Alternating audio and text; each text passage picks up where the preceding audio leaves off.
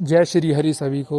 मैं आशा करता हूँ आज का टॉपिक आप सभी के लिए सब महत्वपूर्ण हो, आप सभी को इससे कुछ ना कुछ सीखने को मिले जिस प्रकार मुझे सीखने को मिला है।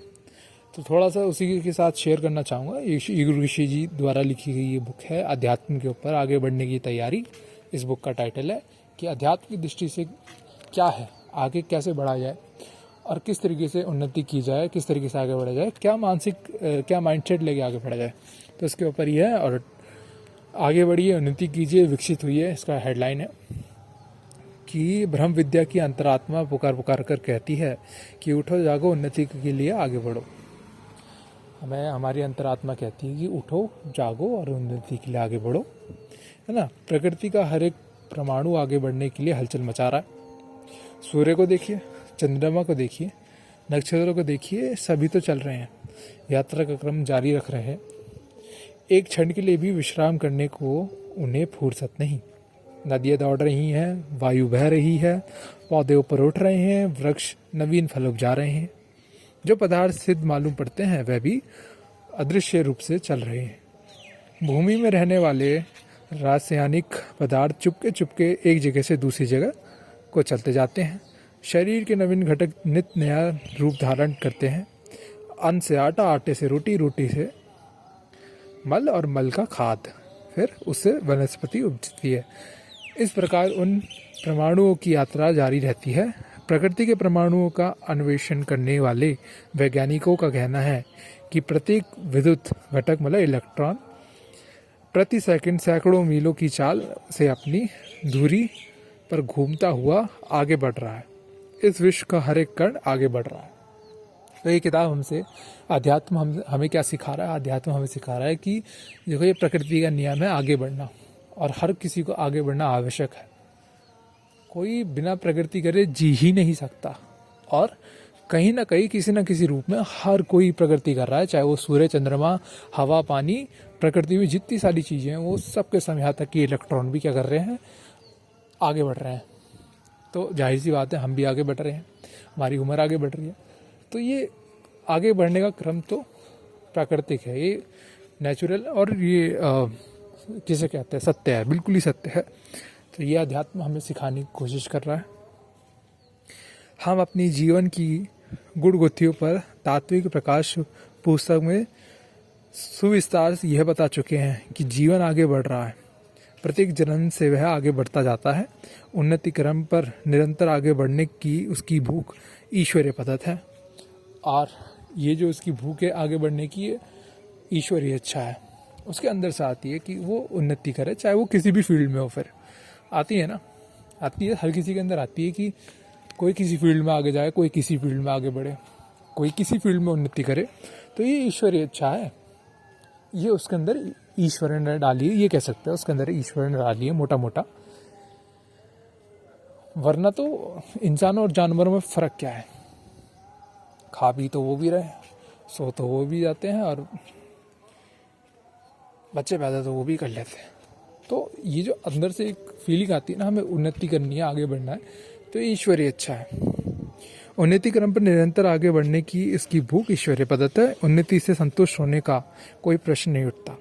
मनुष्य को अपनी संपूर्ण अपूर्णताएं हटाकर उतना उन्नत बनता है, या बनना है कि देखो, मनुष्य को उतना उन्नत बनना है कि जितना उसका पिता ईश्वर है।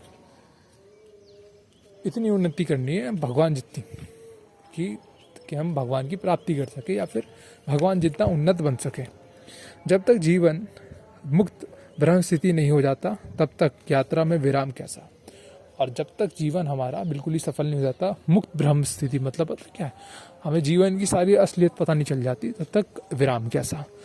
हमें जो हमारे साथ जितनी भी चीज़ें होती है उसके प्रश्न को उत्तर नहीं मिल जाता, तब तक विराम कैसा, है ना। मंजिल में रुकना कैसा। और जो मंजिल है हमारी, हमें जिस भी फील्ड में आगे बढ़ना है, जिस भी तरीके से आगे बढ़ना है, उसमें विराम कैसा। मामूली सी उन्नति कर जाने पर लोग कहने लगते हैं अब इतना मिल गया है, संतोष करना चाहिए।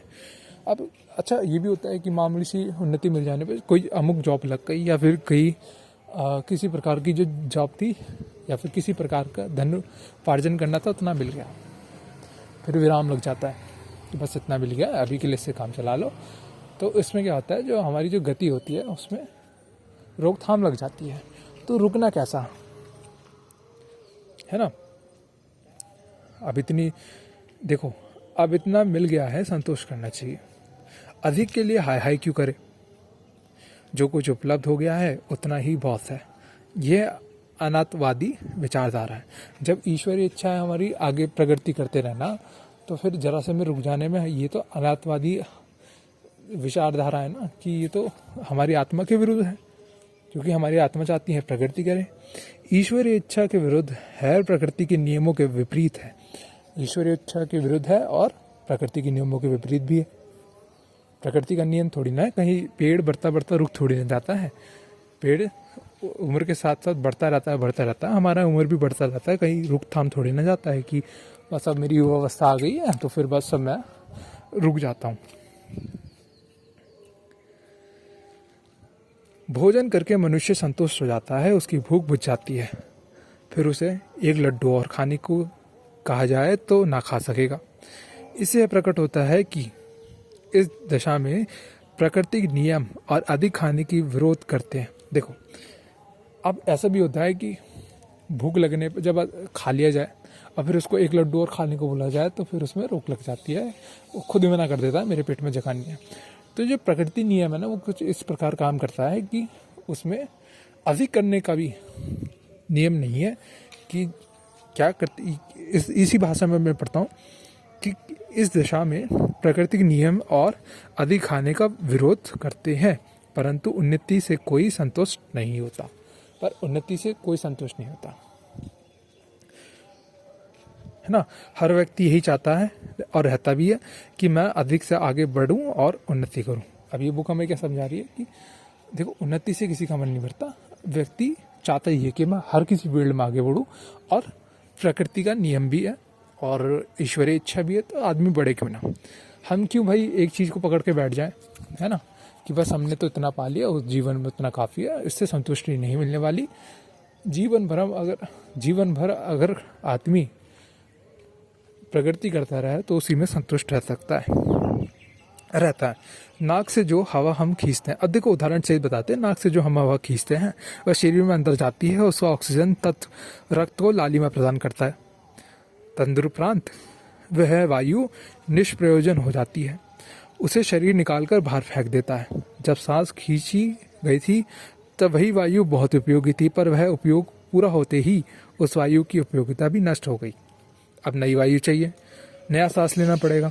यदि पुराना सांस पर ही संतुष्ट रहा जाए और ये सोचा जाए कि हमारे लिए तो इतनी ही वायु पर्याप्त है, ज़्यादा लेकर क्या करेंगे, तो यह विचारधारा भी हानिकारक सिद्ध हो सकेगी और जीवन की प्रगति रुक जाएगी। समझ में आया? देखो क्या है, मेरे को भी समझ में आया कि देखो, हम सांस लेते हैं, उससे क्या होती है, ऊर्जा उत्पन्न होती है, थोड़े समय के लिए सही लगता है। फिर अगर उसी सांस में रुका जाए, उसी सांस को कहा जाए कि बस मेरे लिए इतना पर्याप्त था, अब मुझे और चाहिए नहीं और प्रगति करनी ही नहीं मुझे, तो क्या इससे हमारा जीवन क्रम आगे बढ़ पाएगा? नहीं बढ़ पाएगा। तो जरा सी प्रगति में लोग रुक क्यों जाते हैं? प्रगति तो हमारा अधिकार है, हमारा जन्म सिद्ध अधिकार है कि हम प्रगति करते रहे, हर एक फील्ड में प्रगति करें। हम अपनी बुद्धि बढ़ाएं, हमारे स्वास्थ्य को बढ़ाएं, हमारे शरीर को बढ़ाएं, हम सुंदर बने, हम और बहुत सारी चीज़ें दुनिया में करने के लिए, है ना। तो ये अध्यात्म कहता है कि इंसान ना खाली ना बैठे, कुछ ना कुछ करता रहे। हमारे लिए तो इतना देखो, तो ये ठीक यही बात उन्नति के संबंध में भी लागू होती है। आपने जो शक्ति पहले संपादित की थी, उसने एक हद तक आत्मा को बल दिया, ऊंचा उठाया, अब उसकी शक्ति समाप्त हो गई है। एक बार भोजन किया था, उसकी उपयोगिता पूरी हो गई है, वह पच गया, तो नया भोजन चाहिए। एक बार सांस ली थी, वह अपना काम कर चुकी, तो नई सांस चाहिए। एक समय जो उन्नति की थी, उस समय उत्थान मिला, अब आगे और शक्ति प्राप्त करने के लिए और ऊंचे चढ़ने के लिए, नवीन प्रोत्साहन के लिए नई उन्नति चाहिए। अब नया गोल सेट करना पड़ेगा। जितना हमने जो गोल सेट किया था, अगर हम उस पर पहुँच चुके हैं तो फिर अब नई प्रगति के लिए नई ऊर्जा चाहिए। एक गैलन पेट्रोल लेकर मोटर 10 मील चली आई।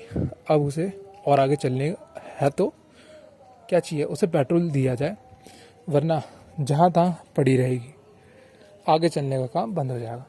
हम अमुक जगह से अमुक जाते हैं, मान लो हम यहाँ से कोई कहीं से भी कहीं पे भी जाता है, मतलब मान लो किसी को हरिद्वार से दिल्ली जाना है और गाड़ी से जा रहा है, तो उसके लिए वो इतना पेट्रोल डलवाएगा जितने की यहाँ से वहाँ तक का बीच का रास्ता पड़ता है। फिर आने के लिए फिर नया पेट्रोल चाहिए। अब इसी बीच वो पेट्रोल ना भरवाए तो उसकी गाड़ी आगे चलेगी कैसे। बराबर आगे बढ़ते रहने के लिए बराबर नई शक्ति प्राप्त करते रहना आवश्यक है। हमें अध्यात्म सिखाने की कोशिश कर रहा है कि अगर आपको बराबर आगे बढ़ना है तो आपको शक्ति उपार्जन करने की ज़रूरत है। आपको अपने अंदर वो शक्ति लाने की ज़रूरत है जिससे कि आप आगे बढ़ सकें। आपके उन्नति का क्रम कभी भी रुकना नहीं चाहिए और उन्नति का क्रम तो कभी नहीं रुकना चाहिए। हर एक फील्ड में आगे बढ़ना है, निरंतर क्रम आगे बढ़ाए चलना और महानता को बूंद बूंद इकट्ठी करके अपनी लघुता का खाली घड़ा पूर्ण करना है। हम क्रमहीन मनुष्य का अनुकरण करने से आपका काम न चलेगा। सब कुछ छोड़ के बैठ जाने से काम भी चलेगा। जो पेट भरते हैं हाथ फैलाकर सो जाते हैं, वह जब भूख बेचैन दिखती है देख करती है तब करवट बदलता है और कूड़ा करकट। देखो क्या बोल रहा है अध्यात्म की, ऐसे ना बनिए। या फिर कोई ऐसा व्यक्ति है अगर, तो उसके लिए बात बोली जा रही है कि अगर व्यक्ति ऐसा है कि बस लेटा है, फिर जब भूख लगती है तभी अपनी करवट बदलता है और फिर दिनचर्या ऐसी जाता है, तो भी मरे व्यक्ति के समान है, जो कि बस जीवन यापन व्यतीत कर रहा है। और क्या, जीवन ही तो काट रहे हैं। छोटी चींटी को देखिए, एक उदाहरण है, ये उदाहरण बहुत अच्छा है। छोटी चींटी को देखिए, भविष्य की चिंता करती है, आगे के लिए अपने बिल में दाने जमा करती है, जिससे जीवन संघर्ष में अधिक दृढ़तापूर्वक खड़ी रहे। 10 दिन पानी बरसने के कारण बिल में बाहर निकलने का अवसर ना मिले तो भी जीवित रह सके। चींटी बहुत समझदार होती है, वो 2 दाना एक्स्ट्रा इकट्ठा करती है ताकि अगर बाद में कभी भविष्य में ऐसी विपत्ति भी आ जाए कि वो उस कार्य करने के लिए उस समय सक्षम ना हो, तो उसके लिए वो इतना खाना तो बचा रहे कि जिससे वो जीवित रह सके। छोटी मधुमक्खियाँ भविष्य की चिंता के साथ साथ आज का कार्यक्रम निर्धारित करती हैं। आज की जरूरत पूरी करके जो बैठे रहना उचित नहीं। इस जन्म और अगले जन्म में आपको लगातार उन्नति पथ पर चलना है तो यह अत्यंत आवश्यक है कि यात्रा में बल देते रहने योग्य भोजन की व्यवस्था का खाना ध्यान रखा जाए। देखो देखो ये बुक हमें ये समझा रही है कि हमें भी इनसे कुछ प्रेरणा लेनी चाहिए और अपने प्रगति पथ पर आगे बढ़ना चाहिए और भविष्य के लिए नित्य मेहनत करती रहनी चाहिए। इस समय आप जितना बल संचय कर रहे हैं वह आगे चलकर बहुत लाभदायक सिद्ध होगा, और आज के समय में जितना बल संचय कर लिया वो आगे जाके बहुत लाभदायक सिद्ध होगा। अच्छा, मैं बल का मतलब समझा दूँ एक बार। बल का मतलब है कि कोई सा भी बल, वो स्वास्थ्यिक बल हो, शारीरिक बल हो, मानसिक बल हो या आध्यात्मिक बल हो या फिर क्या हो, ज्ञान का बल। ये बहुत सारे प्रकार के बल हैं और इन्हें इंग्लिश में पावर कहते हैं, तो ना। और देखा गया है जिसके पास पावर होती है वो काफ़ी आगे जाता है।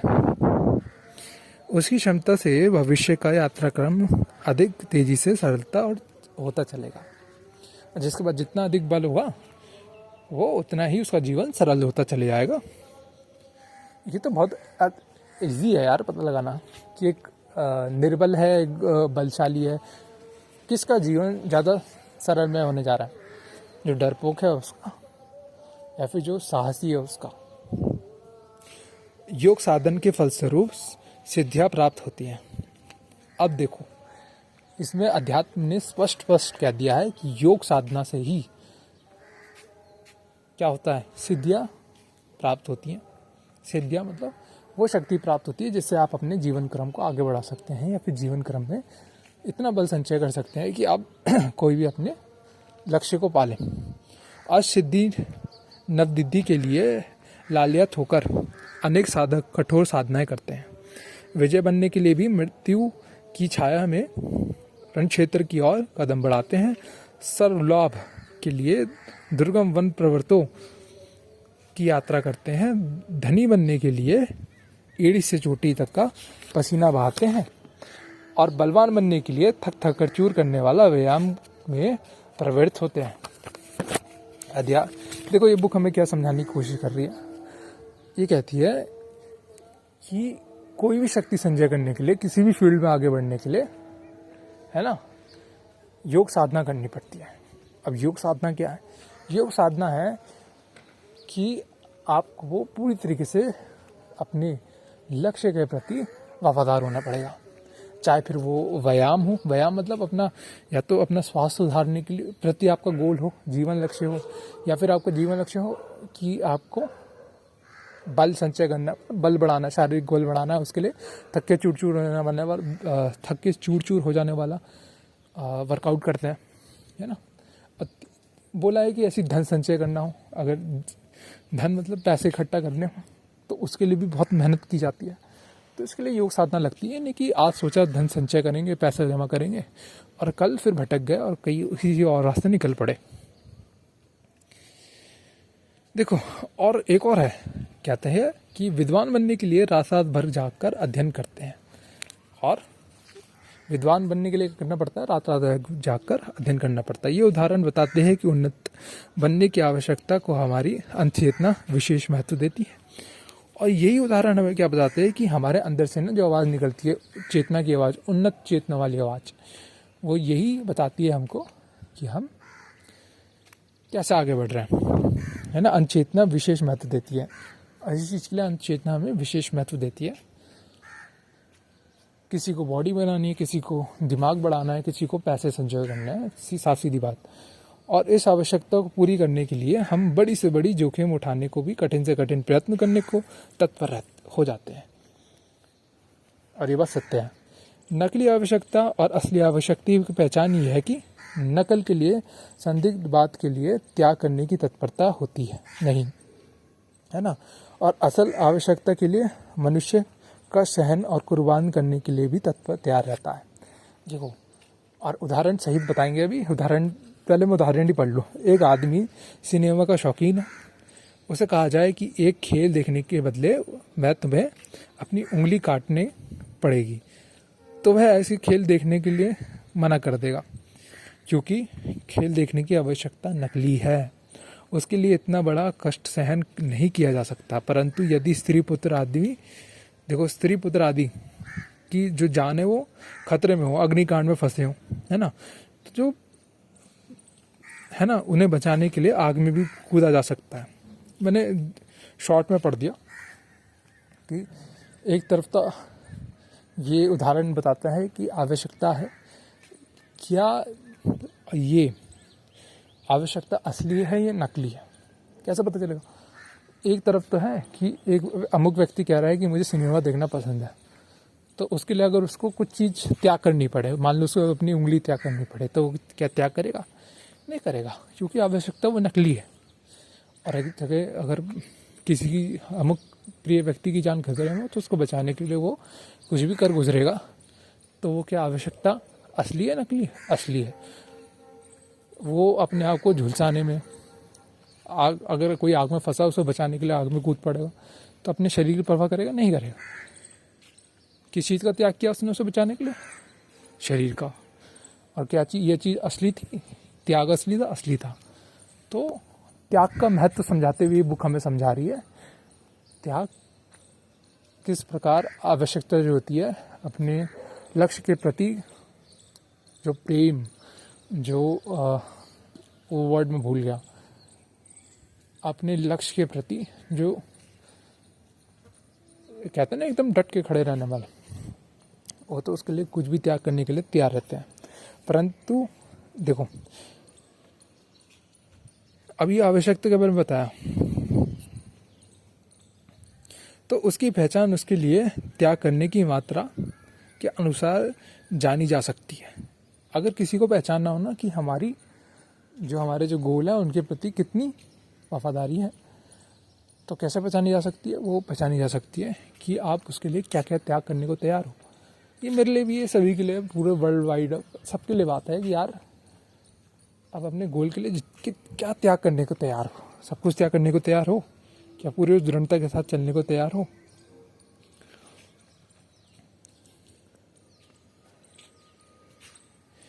तो उसकी पहचान उसके लिए त्याग करने की मात्रा के अनुसार जानी जा सकती है। हम देखते हैं कि उन्नति करने की लालसा मानव स्वभाव में इतनी तीव्र है कि वह उसके लिए कष्ट सहता है, जोखिम उठाता है। ये भूख असली है। असली अपेक्षा में इतनी आकर्षण होती है कि उसके लिए तीव्र शक्ति से प्रयत्न करने को बाध्य होने पड़ता है। मौज में पड़े रहना किसी को बुरा नहीं लगता, पर उन्नति की ईश्वरीय पदत आकांक्षा इतनी तीव्र है कि इसके लिए मौज छोड़कर लोग कष्ट सहन करने को तत्पर हो जाते हैं। देखो, मौज करना किसी बुरा नहीं लगता, वो बता रही है, पर आत्मा की शक्ति इतनी तीव्र है, आत्मा को उन्नति करने का, देखो आत्मा का स्वभाव ही उन्नति करना है, तो ये इसलिए इतना तीव्र है कि लोगों को ना, है ना, उन्नति करने के लिए प्रेरणा देती है अंदर से कि उन्नति करें, वरना तो इंसान मौज में पड़ा। संतोष रखने का तात्पर्य ये है कि जब प्रयत्न करते हुए भी किसी कारणवश सफलता ना मिले या अल्प मात्रा में मिले, तो उस समय मानसिक विषयों के ऊपर काबू रखा जाए। निराशा और दुख से बचने के लिए ईश्वर इच्छा समझकर संतोष किया जाए। देखो, अब कहते हैं ना संतोष, अब ये बुक बताती है कि अध्यात्म में संतोष क्या कहता है। संतोष का मतलब क्या है असल में? हम कहते तो है संतोष रखिए, संतोष रखिए। संतोष का असल मतलब ये है कि जब परिस्थिति ऐसी बन पड़ती है कि जो परिणाम निकलता है हमारे, जो भी हमने जिस भी चीज़ में मेहनत करी थी उसका परिणाम निकलता है, पर वो वैसा नहीं निकलता जैसा हमने सोचा है। मान लो उससे जो मिलने वाला जो भी चीज़ है, हमें मान लो थोड़ी सी उपलब्धि मिली उससे, या फिर मिली ही नहीं उपलब्धि, तो ऐसे समय में संतोष रखने को बोला जाता है कि अपना संतुष्ट रहिए जो भी आपके पास है उस समय के लिए। संतोष रहने के लिए इसलिए अध्यात्म कहता है ताकि ना मानसिक स्थिति ना बिगड़े, मानसिक स्थिति ना बिगड़ जाए, उस समय दुख, है ना, निराशा ये ना आए, कि मनुष्य का मनोबल ना टूटे, और जो मनुष्य है अपने करते हुए दृढ़ लगा रहे, चाहे सफलता मिली ना मिली कोई फर्क नहीं पड़ता, पर मनुष्य अपने कर्तव्य के प्रति क्या करे, सच्चा रहे। और यही ईश्वर इच्छा है, क्योंकि ईश्वर को प्रगति करनी है ना। तो संतोष का तात्पर्य यही है। उन्नति करना ईश्वरीय आज्ञा है जिसका पालन करना हर विवेकशील व्यक्ति को अपना कर्तव्य समझना चाहिए। यह संसार कर्मभूमि है। कर्तव्य करने के लिए आप अवतीर्ण हुए हैं। अपने इच्छुक उद्देश्य में सफलता प्राप्त करके विजयी और वैभवशाली बनने की इच्छा कीजिए, और उस इच्छा को पूर्ण करने में उत्साह के साथ प्रवृत्त हो जाइए। ये ईश्वरीय इच्छा है कि आप प्रवृत्त हो जाइए उन्नति करने के लिए। अंदर से अंतरात्मा की आवाज़ है। देखो, अब एक उदाहरण है बहुत अच्छा। पिता अपने उस बच्चे को अधिक प्यार करता है जो अधिक उद्योगी होता है। कमाऊ पुत्र का घर में स्वागत सत्कार किया जाता है। पिता को उसकी कमाई नहीं चाहिए, पर उन्नति देखकर उसे संतोष होता है। एक लड़का कलेक्टर हो जाए और दूसरा भीख मांगे तो पिता जगह जगह अपने उस लड़के की प्रशंसा करेगा जो कलेक्टर हो गया, भले ही उस उच्च पद का भौतिक लाभ उस लड़के को ही मिलता हो, तो भी पिता इसमें गर्व करता है कि मेरी एक रचना प्रशंसा के योग्य सिद्ध हुई। भिखारी लड़के के बारे में पिता मन ही मन खीन रखता है। उसके कार्यों से स्वयं भी लज्जित होता है और किसी से उसके बारे में चर्चा भी नहीं करता, और अपरिचितों में यह प्रकट नहीं करता कि ये मेरा ही लड़का है। निरोगी संतान पर भला कौन अभिभावक गर्व कर सकता है? किसे उस पर प्यार हो सकता है? जब बालक खेल में जीत कर आता है, परीक्षा में उत्तीर्ण होकर आता है, प्रतियोगिता में पुरस्कार लेकर आता है, तो पिता कि चेहरे पे एक प्रसन्नता की रेखाएं दौड़ जाती है। वह बच्चे को उठाकर छाती से लगा लेता है। दूसरा, मरिए लड़का जो घर बैठा बैठा मक्खी मार करता है, उसे उतना प्यार नहीं हो सकता भले ही वह सारे दिन पिता के पैर दबाया करे या पंखा झला करे। अपने ऊपर पंखा झला जाने की अपेक्षा पिता उसे पसंद करता कि बालक चाहे उसके कुछ भी काम ना आए, बस वह उन्नति करे, आगे बढ़े, विजय प्राप्त करे। ईश्वरी हम ऐसी ही आशा करता है। देखो एक पिता अपने पुत्र से क्या चाहता है, इतना तो बड़ा एक्सप्लेन नहीं करूँगा, छोटे बात में बता दूंगा। ये उदाहरण से ही बताते हैं कि पिता के दो पुत्र, जिसमें से एक निकम्मा और एक उद्योगी निकल गया। मतलब एक डे परिश्रम करके अपना लक्ष्य प्राप्त कर लिया, कलेक्टर बन गया। तो पिता किससे ज़्यादा प्यार करेगा, किसके बारे में ज़्यादा बोलेगा? ऑब्वियस बेटे के बारे में, चाहे फिर उससे कुछ ना मिल रहा हो कलेक्टर से। परंतु दूसरे बेटे के बारे में बात भी नहीं करेगा, उससे मन ही मन खिंता करेगा। क्यों? क्योंकि उसको वो बेटा कुछ कर नहीं पाया, है ना। तो ऐसे ही भगवान भी होते हैं, हमारी जो अंतरात्मा होती है, ऐसे ही भगवान भी होते हैं। और भगवान के बताने का तरीका कि वहाँ हमसे खुश है कि नहीं है, अंतरात्मा के द्वारा हमें पता चलता है। कैसे? कि जब हम मेहनत करते हैं ना, मेहनत करने के बाद आपने देखा होगा कि जो अंदर से अच्छा फीलिंग वाली आवाज़ आती है, बहुत अच्छा लगता है, सब कुछ अच्छा लगने लगता है। वो एक तरीका होता है भगवान का ये बताने का कि देखो, आपने जो परिश्रम किया है, आपने जो प्रगति पथ पर अपने हाथ बढ़ाया, आज जो अपने परिश्रम किया उससे आपने कुछ ना कुछ तो सीखा, कुछ ना कुछ तो हुआ। चाहे एक्सरसाइज करी हो तो कुछ ना कुछ तो बॉडी में असर आया ही होगा, चाहे पढ़ाई करी हो तो कुछ ना कुछ तो सीखा ही होगा, या फिर ज्ञान बढ़ाया हो तो कुछ ना कुछ दुनिया का ज्ञान मिला होगा। तो ईश्वर भी हमसे ऐसी आशा करता है, वह आपको पराक्रमी, पुरुषार्थी, उन्नतिशील, विजय, महान, वैभवयुक्त, विद्वान, गुणवान देखकर बहुत प्रसन्न होता है और अन्यास ही उठाकर छाती से लगा लेता है। उसे इस बात की इच्छा नहीं है कि आप तिलक लगाते हैं या नहीं, पूजा पात्री करते हैं या नहीं, भोग आरती करते हैं या नहीं, क्योंकि उस सर्वशक्तिमान प्रभु का कुछ भी काम इन सब के बिना रुका हुआ नहीं है। देखो, ये हमारी आस्था की बात है, बस ये सिर्फ आस्था तक ही है।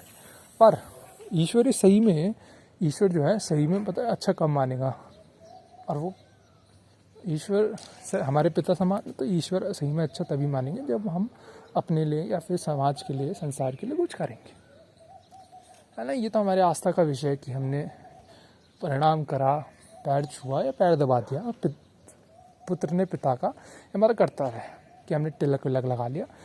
पर यही सब कुछ नहीं है भाई। भगवान क्यों चाहेगा कि आप अपने जीवन में तो उन्नति कर नहीं पाए, है ना। भगवान नहीं चाहता कि कोई कष्ट सहन करे। भगवान ने इसलिए थोड़ी ना भेजा जमीन, ये जो बहुमूल्य समय दिया है, ये जो परिश्रम करने के लिए शरीर दिया है, ये यंत्र है हमारा शरीर, ये किसी कारणवश ही दिया। आई होप उठाकर ना, उसे इस बात की कोई इच्छा नहीं, वह इन बातों से प्रसन्न नहीं होता कि उसकी प्रसन्नता तब प्रस्फुटती होती है जब अपने पुत्रों को ऊंचा चढ़ते, उन्नति करते देखता है, अपनी रचना की सार्थकता अनुभव करता है। देखा जाता है कि जो लोग उन्नतिशील स्वभाव के होते हैं, उन्हें कहीं ना कहीं आगे बढ़ने वाली सहायताएं प्राप्त होती रहती हैं, कहीं ना कहीं से सहायता मिल जाती है उन्हें आगे बढ़ने के लिए। कभी कभी तो अचानक ऐसी मदद मिल जाती है जिसके पहले कुछ भी आशा नहीं थी। छोटे छोटे आदमी बड़े बड़े काम कर डालते हैं, उन्हें अनायास ही असर मिल जाते हैं, जिसे बहुत बड़ी उन्नति का रास्ता खुल जाता है। साधारण बुद्धि के लोग उन्हें देखकर ऐसा कहते हैं कि अमुक व्यक्ति का भाग्य उदय हुआ है ना।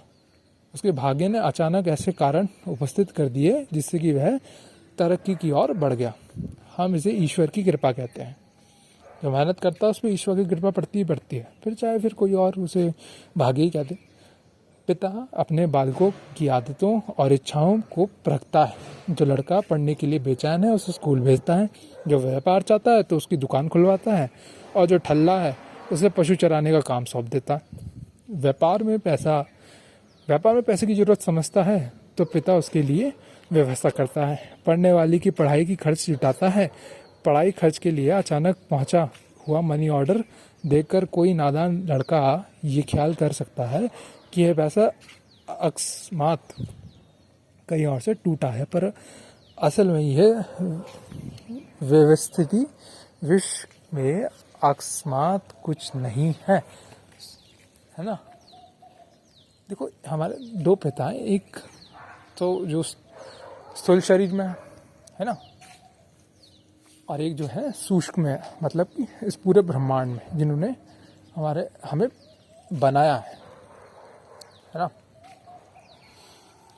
तो वो भी कहीं ना कहीं से हमारे लिए क्या कहते हैं, रास्ते निकालता रहता है। और कहीं से अगर कोई चीज़ ऐसी हो रही है कि तुम्हें लग रहा है तुम्हें सहायता मिल रही है, तो वो भी ईश्वरीय इच्छा से ही है। उसे ऐसा ना समझा जाए कि कहीं से टूट के गिर गया है पैसा। वो उसी लिमिटेड टाइम के लिए हमारी मदद के लिए, और अगर मिसयूज़ करोगे तो ख़त्म हो जाएगा यार। ये बात मैं अपने लिए भी बोल रहा हूँ। सब कार्य व्यवस्था पूर्वक चल रहे हैं। पढ़ने की उत्कट इच्छा रखने वाला बालक पिता का ध्यान बलात् अपनी ओर खींचता है और उसे पढ़ाई में मदद करने के लिए बाध्य करता है। ठग स्वभाव के लड़के को चरवाहा बनाकर पिता निश्चिंत है, पर उद्योगी बालक को तो वह दिल्लाम्बी नहीं छोड़ सकता। जो मनुष्य आगे बढ़ने की तीव्र इच्छा करते हैं, उन्नति के लिए सच्चे हृदय से, जो जाविशानी के साथ प्रयत्नशील हैं, उसके प्रशंसनीय उद्योग को देखकर ईश्वर प्रसन्न होता है, अपना सच्चा आज्ञा फल पालक समझता है और उसे प्यार करता है, जिस पर उस परम पिता का विशेष स्नेह है। उसे यदि वह कुछ विशेष सहायता दे देता है तो इसमें आश्चर्य की कोई बात नहीं है। एक प्रसिद्ध कहावत है कि ईश्वर उसकी मदद करता है जो अपनी मदद आप करता है। उन्नतिशील स्वभाव के लोगों को उनकी उचित प्रवृत्ति से सहायता करने के लिए परमात्मा ऐसे साधन उपस्थित कर देता है जिससे कि उसकी यात्रा सरल हो जाती है। अचानक अनिश्चित एवं अज्ञात सहायताओं का मिल जाना इस प्रकार संभव होता है। देखो, एक बाइबल का एक वचन है कि जो मांगता है उसे दिया जाता है, और जो द्वार खटखटाता है उसके लिए खोल दिया जाता है। यही रामचरितमानस में भी कहता है कि जेही को जेही पर सत्य स्नेहु, सो तेही मिलही ना कुछ स्नेहु। मतलब यह विश्व प्रभु की स्वर्गपूर्ण कृति है। यहाँ किसी वस्तु का अभाव नहीं है, सब कुछ प्राप्त किया जा सकता है, बशर्ते कि पाने की उत्कट लालसा के साथ तीव्र प्रयत्न भी हो। छोटा बच्चा जब घुटनों चलता है तो माता उसे खड़ा होकर चलने सिखाती है। वह मिठाई का टुकड़ा जरा ऊंचा रखकर देखती है कि ताकि बालक उसे लेने के लिए पैरों पर बल खड़ा हो जाए। जब खड़ा होना सीख जाता है तो फल, मिठाई, खिलौना आदि का लालच देकर पैरों के बल चलना सिखाती है। और जब बच्चा प्रोत्साहित करती है और उसका यह उद्देश्य छिपा रहता है कि बच्चा घुटना चलकर छोड़कर पैरों के बल चल सके। ये उदाहरण दिया जा रहा है माँ बेटे का। जो माँ अपने बेटे को कैसे चलना सिखाती है, वो इसी प्रकार सिखाती है कि एक मिठाई का टुकड़ा उसे खिलाया, फिर ऊपर रख दिया ताकि वो घुटने पर चढ़ के उसको लेने की कोशिश करें, है ना। परमात्मा भी हमसे यही करते हैं। परमात्मा ने धन, विद्वा, बल, पदवी आदि के लालच दिए हैं, इसलिए उपस्थिति की है कि उनकी पाने के लिए हम घोर प्रयत्न करें। अब धन, है ना, पदवी, इस सब चीज़ों को पाने के लिए हम प्रयत्न करें, इसलिए परमात्मा ने चीज़ें बनाई हैं। उस प्रयत्न के साथ साथ अपनी मनोभूमि को उन्नत, बलवान, विकसित बनाए। तो इससे परमात्मा का गोल क्या है, वो क्या चाहते हैं हमसे, कि हम उन्नत करना सीखें, हम परिश्रमी बने, हम आगे बढ़ें, हम विश्वास करें कि हम आगे बढ़ सकते। अरे वो क्या कहते हैं उसको, कि हम विवेकशील बने, और साथ साथ में वो एक और बात है, हाँ, आत्मसम्मान है हमारे अंदर। ये तो परमात्मा यही चाहता है, जैसे कि प्रत्येक माँ अपने बच्चे को चलना सिखाती है, उसमें उसका क्या रहता है, गोल क्या होता है, उसका गोल ये होता है कि बच्चा अपने पैरों पर चलना सीख जाए। इसलिए लालच दिया जाता है, उन्नत बने, बलवान बने, विकसित बनाए, है ना। हम लोग उन छोटे बालकों की भांति कार्य कर रहे हैं, और हम अभी किसकी तरह हैं, उन छोटे बालकों की तरह जो कार्य कर रहे हैं। हमें क्या करना है, हमें जो लक्ष्य है उसको प्राप्त करने के लिए ईश्वरीय इच्छा सुननी है। जो मिठाई के लालच में खड़े होकर चलना सीखने का प्रयत्न करते हैं, भौतिक ऐश्वर्य नाशवान है। देखो, भौतिक ऐश्वर्य के बारे में बताया। देखो, जो ये जो धन है ना, भौतिक ऐश्वर्य, ये नाशवान है, आज है तो कल नहीं होगा, पर थोड़ी देर ठहरता है, थोड़ी देर के लिए ठहरता है, जल्दी नष्ट हो जाता है। ये ठीक है, वह सदा किसी के पास नहीं रहता, ये भी ठीक है, पर इसी के कारण उन्हें प्राप्त करने का प्रयत्न नहीं छोड़ा जा सकता। अगर कोई बोले ना, धन तो थोड़े समय के लिए रहता है, फिर चले जाता है, थोड़ी देर ठहरता है, किसी का नहीं होता, किसी का सगा नहीं होता, पर उसका उद्देश्य पता है क्या है? उसका उद्देश्य ये है, उसका उद्देश्य ये है कि हम ना मेहनत करना सीखें। उसका उद्देश्य ये है, हम उसे प्राप्त करने का प्रयत्न जो करते हैं ना, हम उसको प्रयत्नशील बने। तो ये ना कि हम उसको छोड़ कर बैठ जाएं। मिठाई का टुकड़ा बच्चे को की जन्म भर की भूख नहीं बुझा सकता। अब ये मिठाई के टुकड़े को क्या धन से वो करा जा रहा है ना, भौतिक ऐश्वर्य से तुलना की जा रही है मिठाई के टुकड़े की, कि देखो यार, मिठाई का टुकड़ा जीवन भर की भूख तो मिटा नहीं सकता। ऐसा तो नहीं है पैसा ही सब कुछ है। जो लोग, मैंने कई बार सुना है यार, लोग कहते हैं पैसा ही सब कुछ है, पर असल में ये नहीं है। पैसा सब कुछ नहीं है, पैसा तो एक माध्यम है खुशियों को पाने का, बस। मतलब कि असल में क्या है, इंसान कुछ ना कुछ ढूंढ रहा है ना। ये टॉपिक भी बहुत बड़ा है, इसमें बाद में आएंगे, बाद में इस बुक को ख़त्म करूँ। सदा किसी के पास नहीं रहता, है ना, ये हमेशा रखा भी नहीं रहेगा, उसकी सारी आवश्यकताएं की पूर्ति भी नहीं करता, ये ठीक है। तो भी यदि बालक उसे लेने का प्रयत्न करता है तो उसे हानि नहीं वरन लाभ ही है।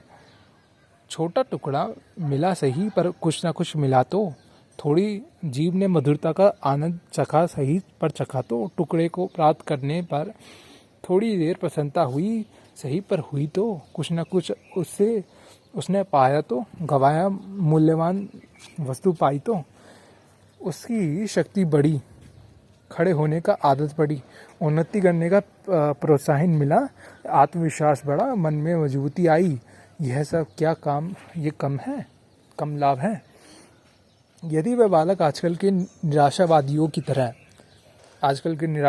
तरह कहता, ये टुकड़े तो जरा सा है, झट में पेट में चले जाएगा, इसे लेकर यह करूँगा क्या मैं इससे नहीं लेता, इसके लिए खड़ा होने की मेहनत नहीं करता, क्या ऐसे उत्तर में माता प्रसन्न होती? क्या ऐसे विचार से खुद कुछ लाभ होता? इस तरह को सोचना तो सब दृष्टियों से उसी के लिए हानिकारक सिद्ध होता। भौतिक संपदा त्याज्य है ना, घृणित या नहीं, ना छूने योग्य नहीं है। इंद्रियों के द्वारा जो भोग भोगे जाते हैं वह पातक नहीं है। पेट में भूख उत्पन्न करके परमात्मा ने मनुष्य को निरंतर काम में लगे रहने के लिए एक चक्र बना दिया है। अगर अच्छा पेट में भूख ही न लगती तो फिर मनुष्य किसी भी फील्ड में काम ही क्यों करता? पेट की भूख के लिए तो काम कर रहा है। तो ईश्वर ने इंसान तरक्की करता रहे, आगे बढ़े, उन्नतिशील बने, विवेक बढ़ाए, अपना बुद्धि बढ़ाए, इसके लिए भूख बनाई, है ना, जिससे उसे निरंतर कार्य करना पड़े, आगे बढ़ने का क्रम बंद ना होने। इसे प्रकार इंद्रिया अन्य भूखों की रचना हुई है, और इसी के लिए अन्य इंद्रियों की भी रचना हुई है। जैसे कि एक पेट की इंद्रिय हो गई, क्या बोलते हैं उसको, मुझे याद नहीं आ रहा। काम वासना बुरी नहीं है, अच्छा, काम वासना के ऊपर बात चल रही है। काम वासना बुरी नहीं है। मानव तत्व के गंभीर अन्वेषकों ने यह प्रमाणित कर दिया है कि साधारण श्रेणी के मनुष्यों के लिए काम वासना आवश्यक है। इसके अभाव में कुछ शारीरिक और अनेक मानसिक रोग उपज खड़े होते हैं। ये ध्यान से सुनने वाली और समझने वाली बात है, इसमें कोई बात नहीं करता। ये काम वासना है, बुरी नहीं है, बुरी नहीं है।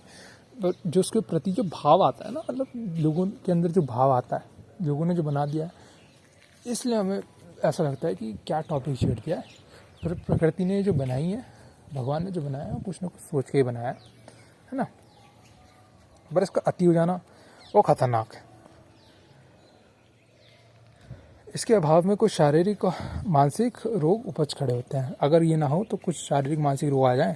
संसार भर की मृत्यु गणना से ही है स्पष्ट हो गया है कि विवाहितों की अपेक्षा विधवा एवं विधुर अल्पायु होते हैं और अधिक संख्या में मरते हैं।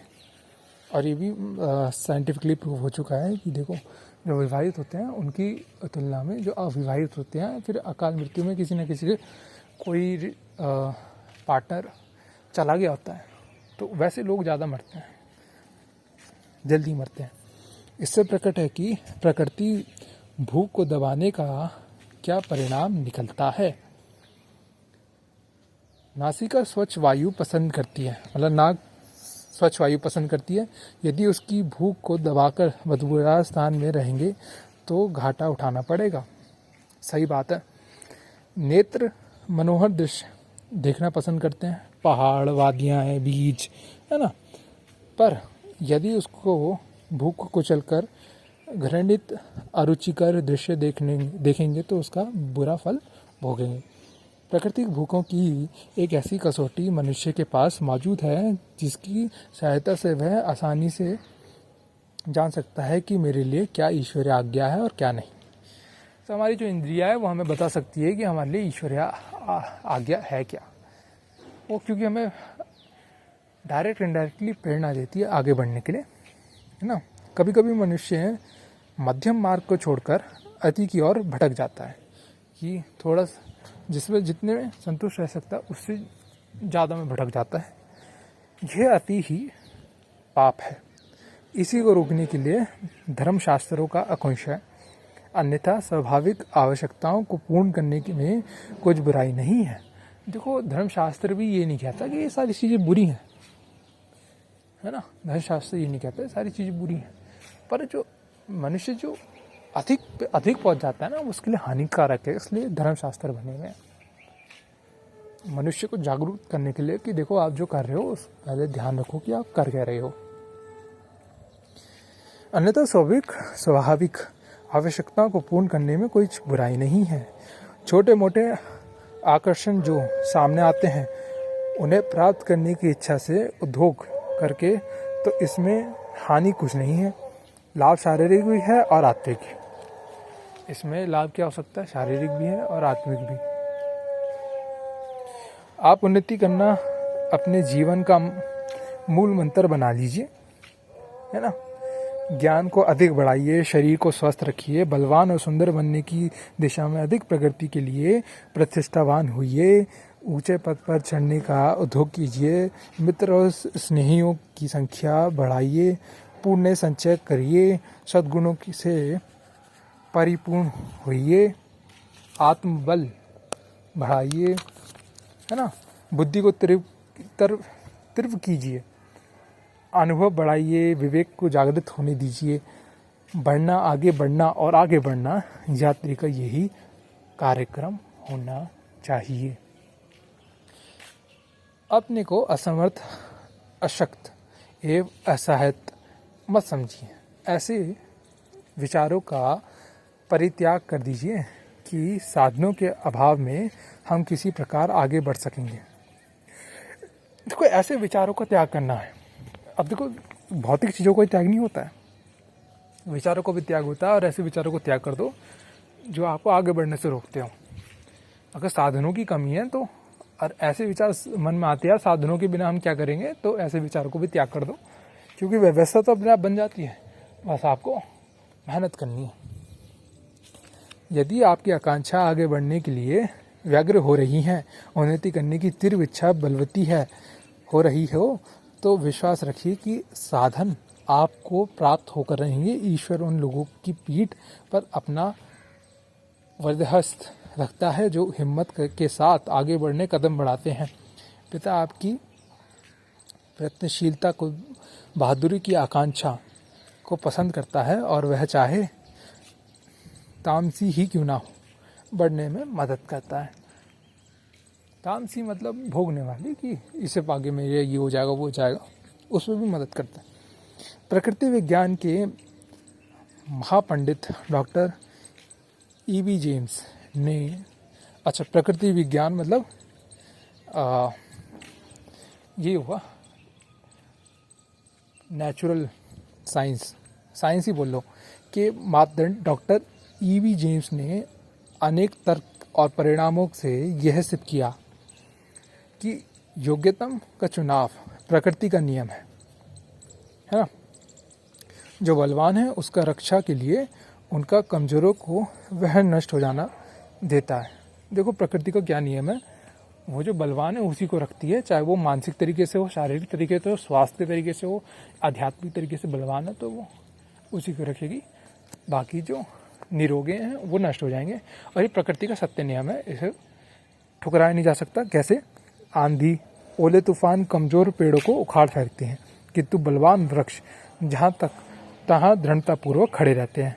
बीमारी, गरीबी, लड़ाई के संघर्ष में कमजोर पिस जाते हैं, किंतु बलवान और आघातों को सह जाते हैं। अच्छा, एक उदाहरण भी है मेरे पास इसके लिए, कि जो बीमारी और गरीबी की लड़ाई को से संघर्ष कमज़ोर तो पिस जाते हैं, और जो क्या कहते हैं थोड़े साहसी होते हैं वो आगे बढ़ जाते हैं। डॉक्टर भीमराव अंबेडकर इसके सबसे बड़े उदाहरण, सबसे बड़े उदाहरण है कि उन्होंने ऐसी सिचुएशन में जहाँ पे उनके साथ जातिवाद, भेदभाव किया जाता था, है ना, छुआछूत और पता नहीं क्या क्या होता था, जितना कि मैं नहीं कर सकता कल्पना, तो उन्होंने उससे फाइट करी। बाकी उनके साथ रहे होंगे जितने भी रहे होंगे, और उनमें से वही के निकले क्योंकि वो साहसी थे। उन्होंने अपने मानसिक बल और आध्यात्मिक बल बढ़ाया। बड़ी मछली की जीवन रक्षा के लिए हजारों छोटी मछलियां को प्राण देने पड़ते हैं। बड़े पेड़ को खुराक देने के लिए छोटे पौधे को भूखा मर जाना पड़ता है। एक पशु का पेट भरने के लिए घास पात की असंख्य वनस्पति नष्ट हो जाती है। सिंह की जीवन रक्षा के लिए अनेक पशु अपने जीवन से हाथ धो बैठते हैं। यह कड़वी सच्चाई है। अपने निष्ठुर स्वर में घोषणा करती है कि जीवन एक संघर्ष है। इसमें वही लोग स्थिर रहेंगे जो अपने को सब दृष्टियों से बलवान बनाएंगे। सारी चीज़ यह भी भोग्य वसुंधरा निर्बलों के लिए नहीं है, यह तो पराक्रमियों और कर्मकांडियों के लिए है। जहाँ पुरुषार्थी को विजय माला पहनाई जाती है और निर्बलों को निष्ठुरतापूर्वक निकाल बाहर किया जाता है। सावधान होइए, गफलत को त्याग दीजिए। कहीं ऐसा ना हो कि आप शक्ति संपादक की ओर से उपेक्षा करके चयन करने में रस लेने लगें और प्रकृति के निष्ठुर नियम आपको निर्बल पाकर दबोच दें। कहीं ऐसी स्थिति में न पड़ जाएं कि निर्बलता के दंड स्वरूप असहन वेदनाओं की चक्की में पिसने के विवश होने पड़े। इसलिए पहले से ही सजग रहिए, आत्मरक्षा के लिए सावधान रहिए। जीवन संग्राम के अपने को बर्बाद होने से बचने के लिए शक्ति का संपादन कीजिए, बलवान बनिए, सर्वोत्तम आधारों पर अपने को खड़ा कीजिए। बहुत स्पष्ट बातों में कह दिया है। देखो, आप ही के लिए, मेरे लिए भी है, सभी के लिए, हम सब देशवासी हैं, हम सभी की हैं। तो ये आप जितना ये आपके लिए उतना ही मेरे लिए है, और ये उतना मेरे लिए भी सच्चाई है कि यार देखो, जो भी ये सत्य है कि जो भी कमज़ोर होगा वो दबा दिया जाएगा। फिर उदाहरण तो यार मैं क्या दूंगा, उदाहरण तो सभी आपके पास है, देख लेना। जो भी कमज़ोर होगा वो दबता ही है, और जो साहसी होता है ना, वो आगे बढ़ता है। अध्यात्मवाद कहता है कि ईश्वर की आज्ञा का पालन यह है कि आप आगे चलें, ऊंचे उठें, चाहे आप कोई भी हो, कैसी स्थिति में भी हो, कुछ भी कर रहे हो, कैसी भी स्थिति में भी हो, कुछ भी कर रहे हो, आप ऊपर उठिए, क्योंकि ये ईश्वरीय इच्छा है। आत्मरक्षा के लिए दृढ़ता चाहिए, विपत्ति से बचने के लिए मजबूती चाहिए, भोग ऐश्वर्य का सुख भोगने के लिए शक्ति चाहिए, है ना। परमार्थ प्राप्ति के लिए तेज चाहिए। दशों दिशाओं की एक ही पुकार है, आगे बढ़िए, अधिक इकट्ठा कीजिए।